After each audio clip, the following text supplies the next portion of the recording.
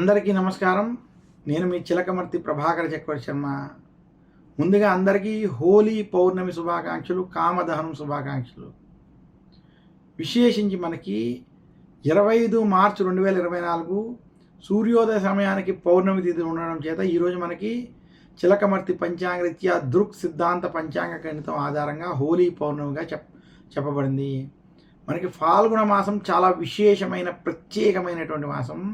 ఇలాంటి ఫాల్గుణ మాసంలో ఫాల్గుణ పౌర్ణమి చాలా విశేషమైనటువంటి రోజు. ఫాల్గుణ మాసం విష్ణు ప్రీతికరమని మనకి స్కాంద పురాణం, విశేషించి బ్రహ్మవైవర్తన పురాణం వంటి పురాణాలన్నీ కూడా మనకు తెలియజేస్తున్నాయి. అలాగే మహావిష్ణువుకి సంబంధించి ప్రీతికరమైనటువంటి ఈ మాసంలో మనకి హోలీ ముందు రోజు హోలికా దహనం చేయడం చాలా విశేషం.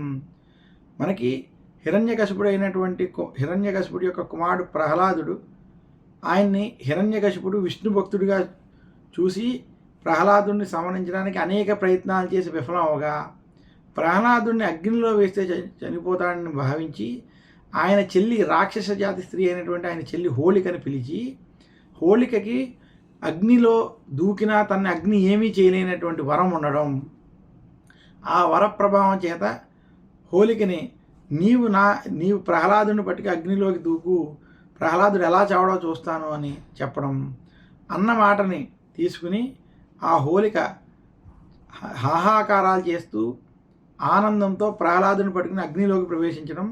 అప్పుడు ఆ హోలిక అగ్నికి ఆహుతి అయిపోయి ప్రహ్లాదుడికి ఏమీ అవ్వకుండా, ఎందుకంటే ప్రహ్లాదుడు శ్రీమన్నారాయణని పూజించడం చేత, విష్ణుమూర్తి యొక్క మాయా అనుగ్రహం చేత ప్రహ్లాదుడికి ఎటువంటి గాయాలు, దహనం వంటివి జరగకుండా ఆయన బయటికి రావడం, హోలిక దహనం జరగడం చేత అప్పటి నుంచి హోలికా దహన్ అని మనకి ఈ యొక్క కార్యక్రమాన్ని చేసుకోవడం ఇది విశేషం.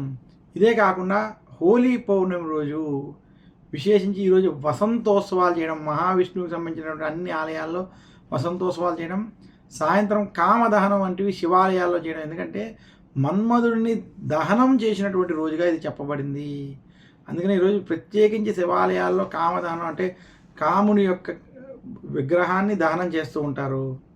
ఇదే కాకుండా ఈరోజు ఉత్తరా నక్షత్రంలో లక్ష్మీ అమ్మవారు ఫాల్గుణోత్తరిగా అంటే లక్ష్మీ అమ్మవారి యొక్క జననం జరిగినటువంటి రోజుగా ఈ హోలీ పౌర్ణమి రోజుగా తెలియజేయడం జరిగింది.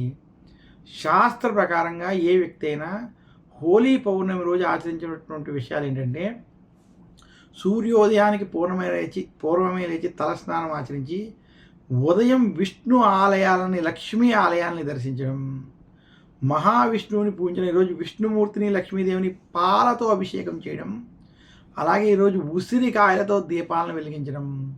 ఇలా చేసినటువంటి వారికి అష్టైశ్వర్యాలు కలుగుతాయి, వారికి ఉన్నటువంటి దారిద్ర్యం దొరుకుతుందని శాస్త్రాలు తెలియజేస్తున్నాయి.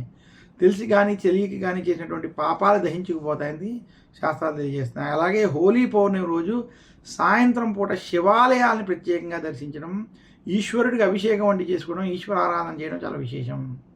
ఇంకా ఈ హోలీ పౌర్ణమి రోజు విశేషించి విష్ణు సహస్రనామ పారాయణం చేయడం, ప్రహ్లాదుడిని హిరణ్యకశిపుడి యొక్క ప్రహ్లాదుడి యొక్క కథలు చదువుకోవడం, ప్రహ్లాదుడిని మహావిష్ణువుని స్మరించుకోవడం, విశేషించి లక్ష్మీ నరసింహస్వామిని రోజు పూజించడం, ఆయన దర్శించుకోవడం వంటివి చేయడం వల్ల విశేషమైనటువంటి పుణ్యఫలం లభిస్తుందని అందరికీ మరొకసారి వసంత పౌర్ణమి, హోలీ పౌర్ణమి శుభాకాంక్షలు తెలియజేస్తూ, ఓం నమో నారాయణాయ నమః.